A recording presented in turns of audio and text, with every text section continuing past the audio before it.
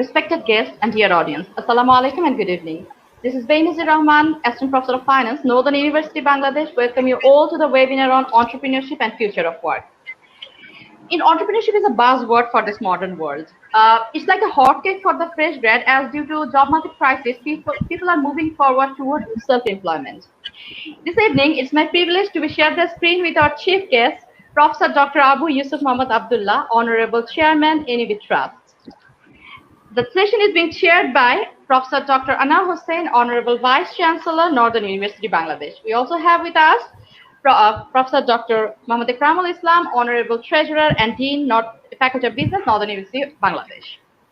Now, let me introduce our keynote speaker of this evening, Mr. Nayan Parikh from Ahmedabad, India, who is a postgraduate from Indian Institute of Management, Ahmedabad.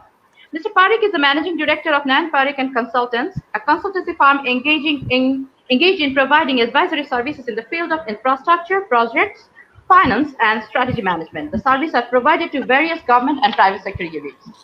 Mr. Parikh is on the Board of Governors of Ganpati University, Academy of Human Resource Development, and Karnavati University. He is on the Board of Directors of Bhopal Smart City Development Corporation Limited and Indore Smart City Development Limited. He is a former chairman of Textile Committee, Minister of Textiles and Government of India, advisor to the Chief Minister of Madhya Pradesh for privatization of roads and water, advisor to the Chief Minister of Chhattisgarh for infrastructure development. He is the author of 3 books on success. He is also a guest faculty at Indian Institute of Management, Ahmedabad, and various other educational institutes. Sir, we are really lucky to have you here with us tonight. Thank you so much. Now, thank you, sir. It's time to hear something from our keynote speaker, Mr. Nayan Parikh from Ahmedabad, India. So, sir, may I now request Mr. Parikh, sir, to share his views with us. Over to you, sir. Respected Dr. Abdullah, my friend and Vice Chancellor of NUB, Professor Anwar Hussain, Professor Islam, Benazir, Mahbuba. It's such a pleasure and honor for me to be in NUB in Bangladesh. This is my first visit to Bangladesh. And I'm so grateful to my friend, Dr. Hussain, who made this visit possible. Thank you so much for this visit to NUB. Thank you so much for my visit to Bangladesh. India and Bangladesh share a very special bond. It is like 2 sister nations. And in spite of that, I didn't up till now find an opportunity to visit Bangladesh. So this is my first opportunity. And it's a privilege for me to be in Bangladesh, in Dhaka, in NUB. And thank you so much for making this possible, for giving me this opportunity. In fact, we respect Bangladesh a lot. I was chairman of Textiles Committee of Government of India. And we always talked about ready-made garment industry in Bangladesh and the lessons that we learn from them. And we look up to them as to how they have transformed ready-made garment industry. And it is something that we look up to. And somehow in India, we have yet to match it. So it's amazing the way Bangladesh is progressing. And I'm so glad that I'm part of Bangladesh right now. And in IIM Ahmedabad, we have a provision where somebody who visits Indian Institute of Management Ahmedabad for a day is given an alumnus status. So I would request Dr. Abdullah and Professor Anwar Hussain if I'm eligible to be called alumnus of NUB, because I have spent at least 1 hour or perhaps 2 today at NUB. And it would be such a privilege for me to be an alumnus of NUB should the university decide that.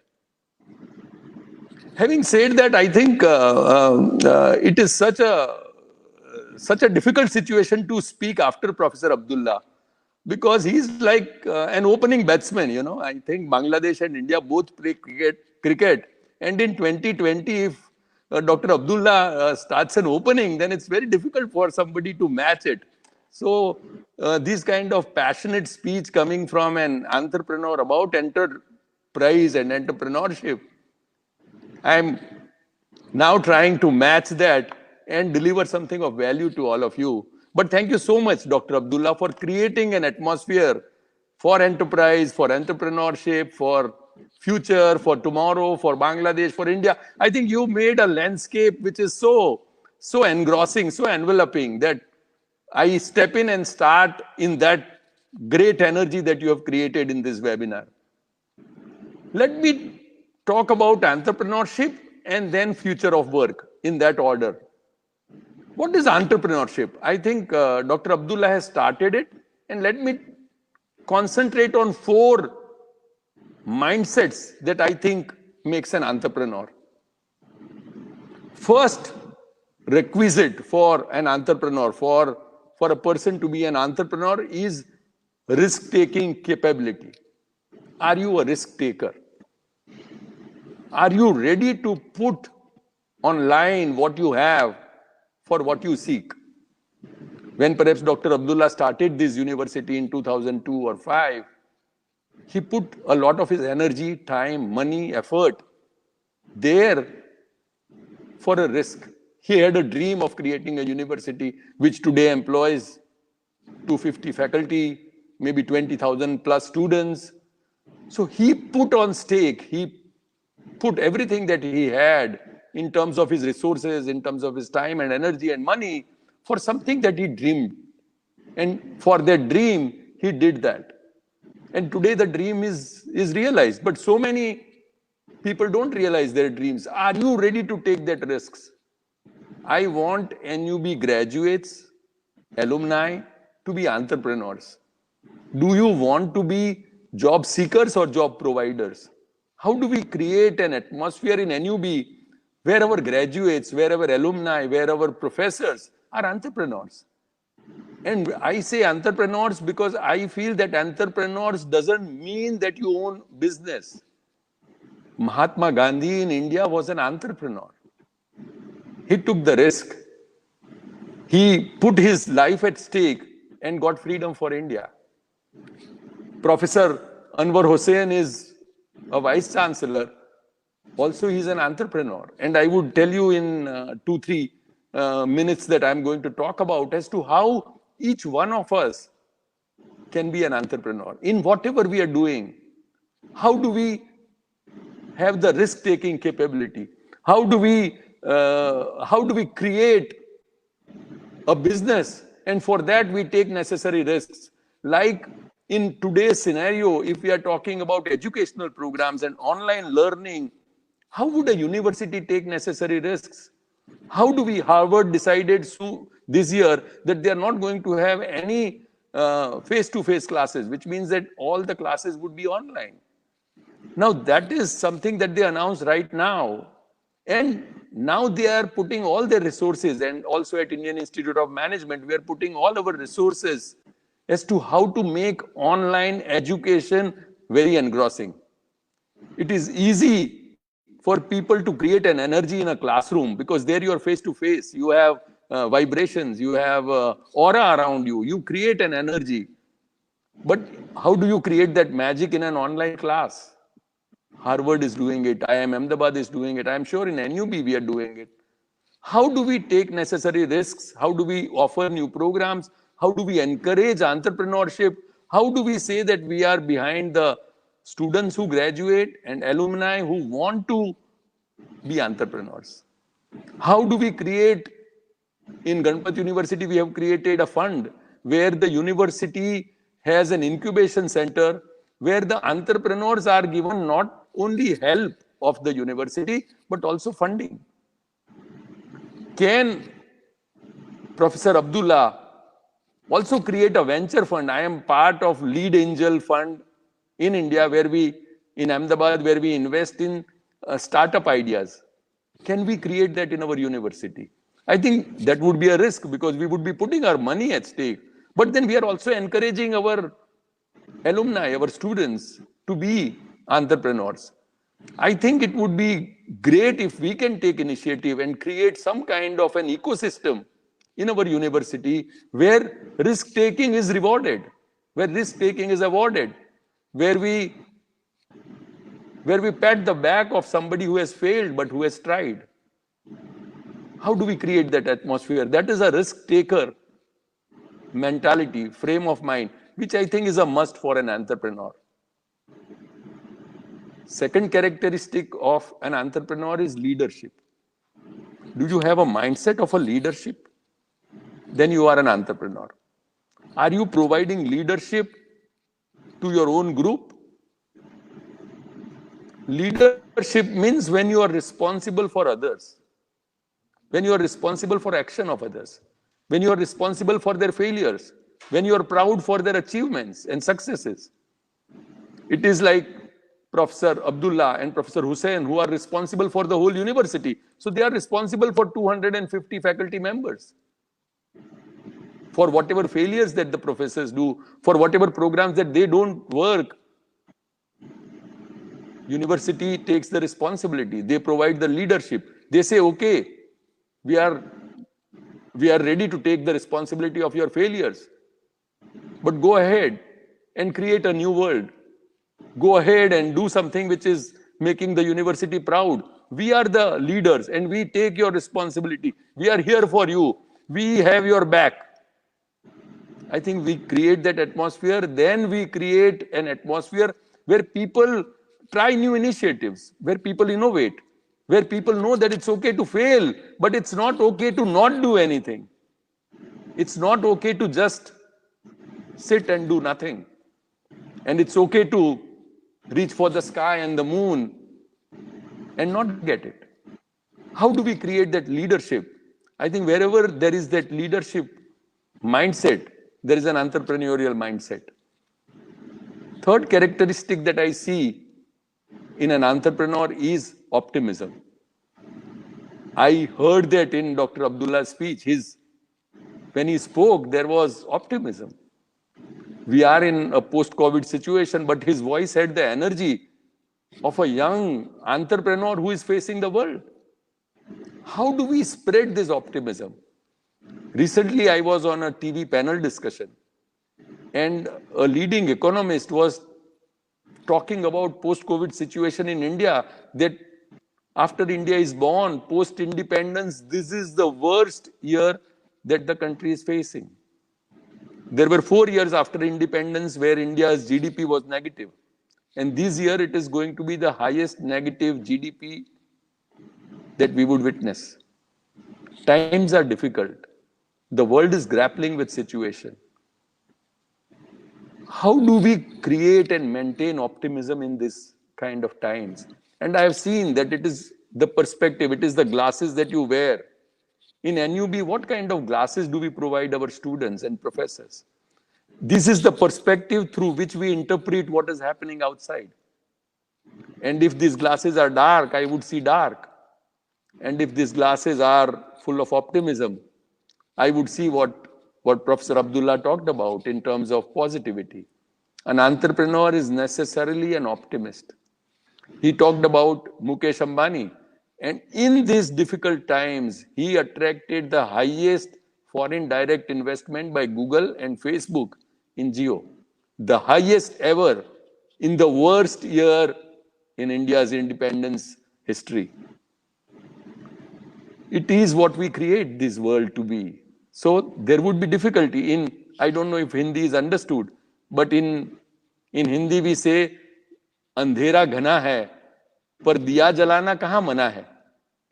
That the darkness is there, but who prevents you from lighting your own small lamp and spreading some kind of a light?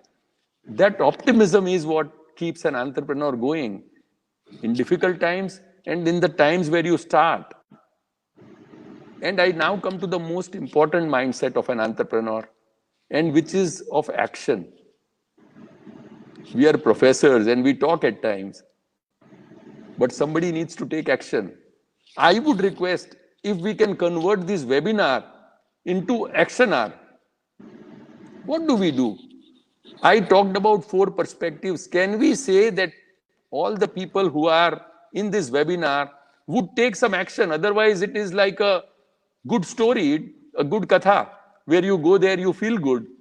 It's like going to a temple, you feel very good listening to some of these, but then your life doesn't change. I want that we give this webinar a power of changing lives of people who are listening to this, who are witness to this webinar, then all the time that is spent by all of us would be worthwhile.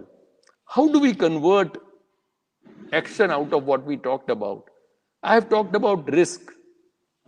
Can we say that whoever has heard this webinar, whoever is here, would take one risk in coming 24 hours? Which means what? You make some small investment, you give 100 rupees, $100 to somebody who is doing business.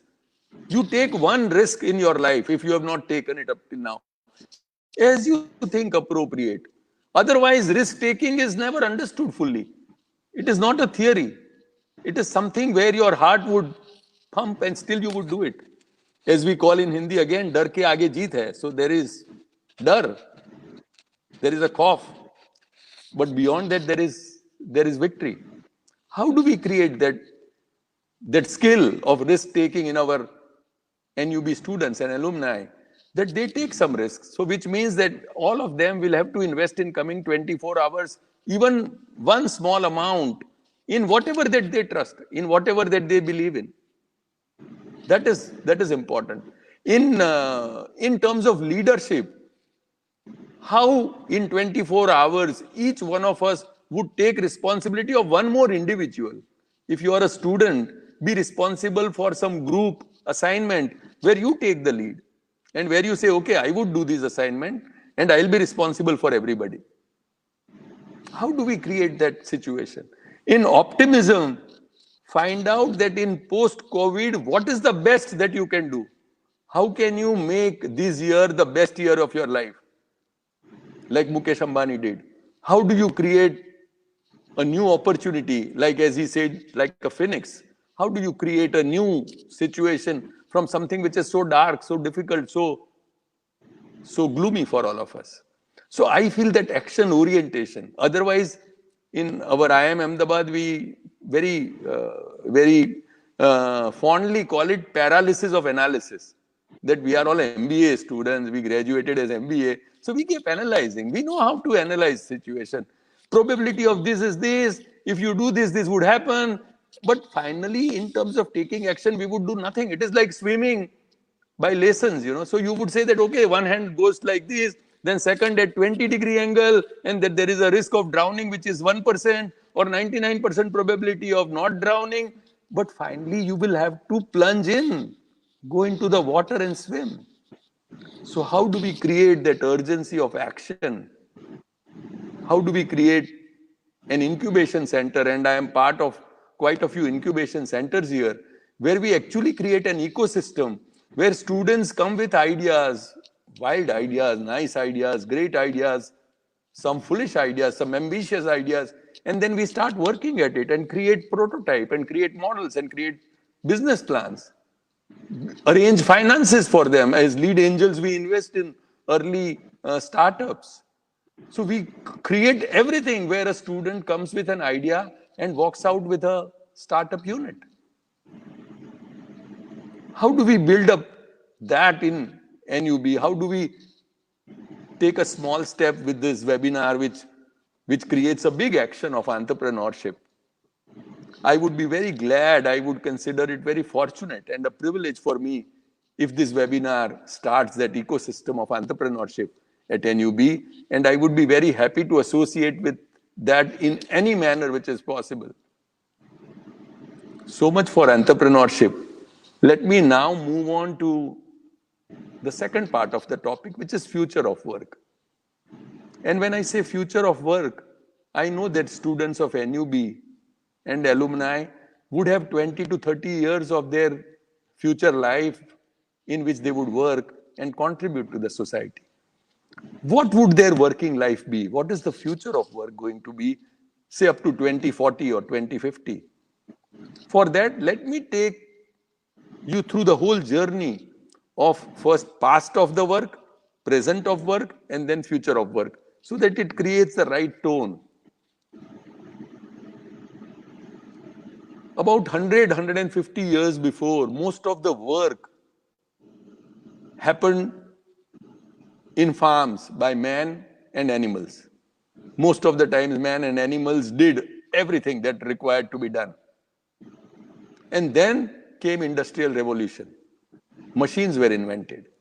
And suddenly, all the people were scared. They thought their jobs would be taken away by the machines. There is a famous Ford episode with his union leader. He was talking to his union leader and saying that, look, I have got machines now which would produce the cars. And then what would the union do? They don't need union. They would be machines which would produce more efficiently than you, more tirelessly. They would not need leave. They'll not ask for bonuses and wages rise. So the union leader said, sir, but if you do this, who would buy the cars? Because there would be machines which would make it, but you would need to provide income in the hands of people so that they afford to buy your cars. That said, most of the times it is seen that the industry and industrial revolution did not take the jobs away as it was predicted. In fact, the economy grew at a faster rate. The machines produced what the world needed. And we have today, I think, the best times. In between came computer revolution, if you know, about 30, 40 years before. And computers started entering workplaces and people were scared. And I know in early life that people were opposing computers. Unions were saying we don't want computers because they would take away jobs. And now we know that computers are something which make our lives so comfortable.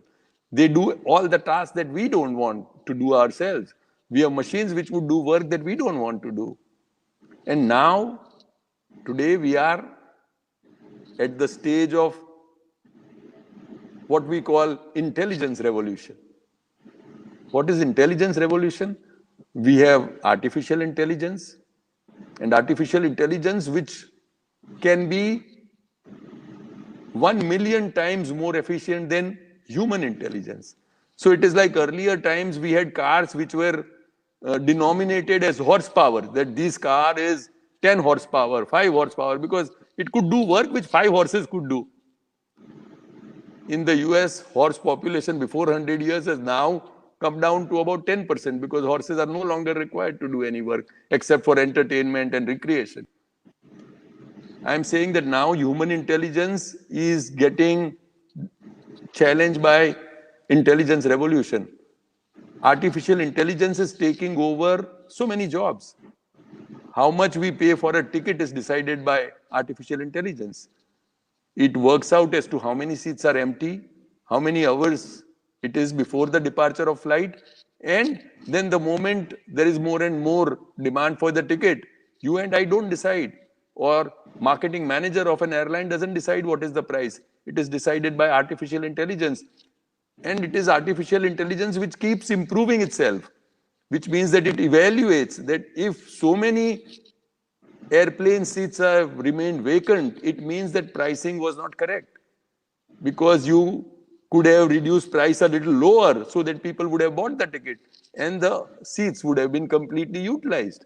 So artificial intelligence is the one which keeps improving itself without any human intervention. We have created software which keeps improving itself. So it is like an NUB student. We have created an intelligent student.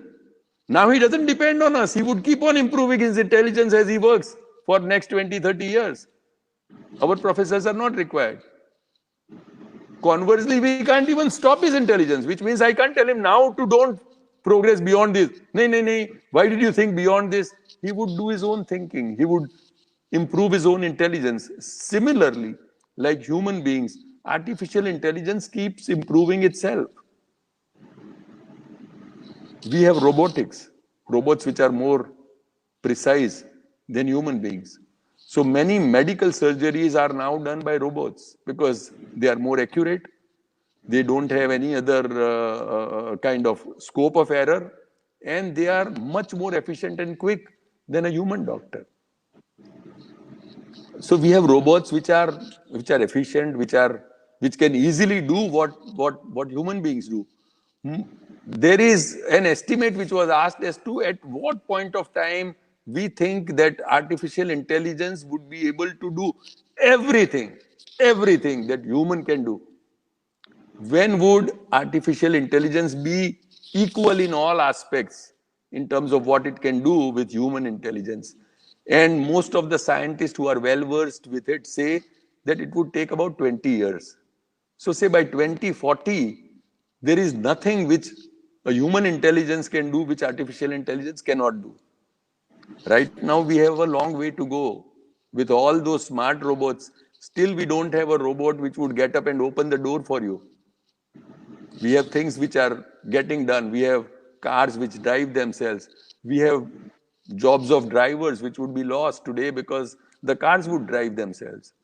So we have a situation which is coming. We have intelligence which would be much more powerful than human intelligence. In fact, we have robots who would compete on not only job, but on personal space. I don't know if any of you saw the robot who has been given citizenship by Saudi Arabia and a passport by them. And she came and visited India at IIT Mumbai, and she looked just like a human being. And she conversed just as confidently as a human being would do and look like one. So now when our young friends would go out and look for a spouse, would there be a competition from a robot? Would you rather marry a human being or a robot? Because a robot would not really fight with me when I am tired. It is programmable.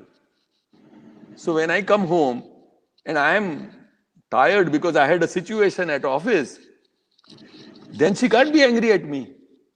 If she gets angry, what I can do, I'll turn her over, program her accordingly, and then she knows that when I'm angry, she needs to be more loving. And when I'm tired, she needs to be more compassionate. So there are programmable robots, say about $1 million or so in cost. They could be available at some point of time in near future, and I don't know if my daughter would therefore want to marry a robot because he would be emotionally more compatible and programmable. So, and she can keep programming him as she wants. So after a week, if she wants a different kind of emotion, maybe she can program him accordingly. And then when I actually seek a groom for my daughter, would the groom be competing with a robot? What kind of situation are we seeing in life? What we thought was a scientific fiction, say a few years before, we are seeing in our reality now. In these kind of changing landscape of job, how do we see ourselves in coming 20, 30 years? What are the skills that we think we must teach at NUB and our students must imbibe so that they are prepared for their work life and their life in general for coming 20 to 30 years? How do we first try and predict that? And prediction, as they normally say, is the most difficult job. Because no predictions may come 100% true. And prediction is like creating your own imagination. So how do we come to a prediction which we all feel is quite reasonable and has some high probability of happening? And then in that situation, prepare our students and alumni to create a life which would be relevant at that point of time in that kind of technological space. And how do we start doing that now? How do we tell them that please look at your job and see as to what are the tasks which you do which are repetitive, where you don't need to use this. If 70% of your tasks are repetitive, those are the first work which would go to robot or artificial intelligence, because they are extremely efficient at repetitive tasks. With Internet of Things, my refrigerator would communicate with my nearby grocer's deep freeze as to when the eggs from my fridge are now coming to a limit, and it would immediately automatically order by Internet of Things on internet. So the machines would communicate with machines without our interface, which means when my car is 100 feet away from my home, my car would communicate with my home air conditioners to switch it on, so that when I enter the house, it would be at the climate and temperature that I need. in this kind of situation, how do we critically look at what we are doing, how we are adding value? And if our tasks are repetitive, how do we reskill ourselves? How do we create new skills which would be relevant in those times? How do we at least see that we can have easy interface with artificial intelligence and robotics? Are we equipping ourselves to that? I see many old people relying on their children for even using smartphones features because they don't know how to do it. How are we preparing ourselves for future of work? How our students and alumni and our professors are preparing themselves to prepare the students for that? Because they would need to prepare themselves first. And for that, they would need to look at first as to what is the life going to be. And in that, what are the skills which would be relevant for a long duration? A doctor's job perhaps might be taken, but a nurse's job, because it would also require compassion for a patient. And she would also need personal touch. And she would also have that smoothing effect where a patient recovers fast. How do we find out as to what is the human element in our work? How do we upgrade our skills so that they would be relevant in this changing landscape of the universe of work? I would, however, end on a positive note that though this looks scary, though we feel that this has never happened before, we today have a universe which is in its best place. We have taken care of illnesses up to the time COVID came. We had our health index very high. We have GDP of the world which is growing. We have created abundance. We have life, quality of life which is never there before. In this situation that we have created, there were threats like computer revolution and industrial revolution, and we overcame all that. And I'm sure we would also overcome this artificial intelligence and robotics and deep learning machines and Internet of Things in a way so that it would enrich our lives instead of taking away our jobs. And I feel that we have that resilience, we have that power, we have that positive energy around us. We only need to focus there and make it happen. I'm sure with this webinar of NUB, we have taken the first step towards that, and we would march on and make our community, NUB community, ready for the future of work and for the future of this world. Thank you so much. Thank you very much, sir, for sharing your knowledge with us. Yes, we need to believe, like you and our honorable chief guest, session chair, and the guest, that dar ke aage jeet hai. Yes, we must believe in this. At this moment, I would like to take a few questions from our audience. So, I would like to request our host to show the first question, that is from Nusrat Jahan Snigdha. That is, during the pandemic, everyone is in shortage of money and more are interested to save. So, how will the new entrepreneur arrange the startup capital? Oh, that is a very good question, I must say. Over to you, sir. Parik sir. I already answered it in a way, but I would repeat it. During these times, I told you Mukesh Ambani could raise the highest foreign direct investment which is raised in India in all these years, in the most difficult time. So I feel that when the time gets tough, the tough get going. I feel that our students, and I can promise that on behalf of Professor Abdullah and others, that we would create an environment where no good idea would suffer for want of money. And I am co-chairman of Lead Angels Club in Ahmedabad, where we continuously look at new startup ideas. Nasrat can rest assured that as ideas look for money, money continuously is looking for ideas. And I am sure no good idea, even during these times, would suffer for want of money. If you don't get money, please look at your idea again, brush it up, make it attractive. Good entrepreneurs and finance guys can smell good opportunities. So if you have a good opportunity, they would keep coming to you with money. They are looking for you more than you are looking for them. They have money and they want good ideas. They want good entrepreneurs. So Nasrat, you don't need to worry about money at all. Present your ideas. And I'm sure if we can create an incubation center at our university, we would have some kind of a formal ecosystem where all Nasrats of NUB and around can come, present their ideas, and not be worried about money at all, but only focus on good ideas and how to make it a success. Thank you very much, sir. I will take the last question of tonight. The question is from Sharika Khatun. In pandemic situation, we found a lot of new ventures are showing up. So it looks like the situation is more complicated and competitive. So what is your suggestion on this, sir? One thing is that I'm saying it is a good thing which is happening. She is saying that in bad times, more and more ventures are coming up.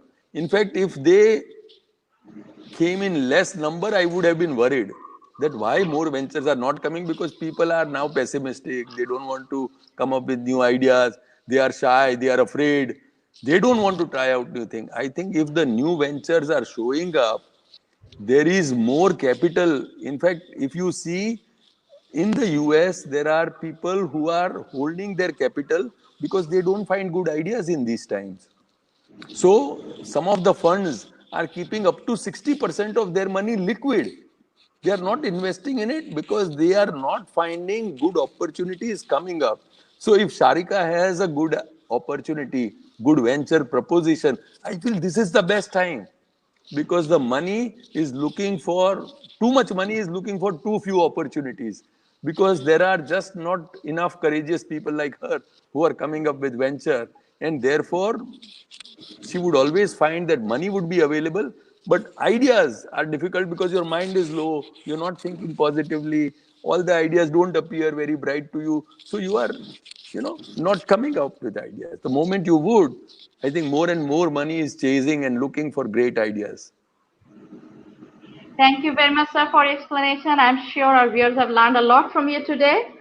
So we have come to the end of this enlightening session. Once again, I'd like to thank our honorable guest of tonight, Mr. Parikh sir, our honorable chairman sir, and our dean sir, and also the most important person who has arranged this webinar for our students.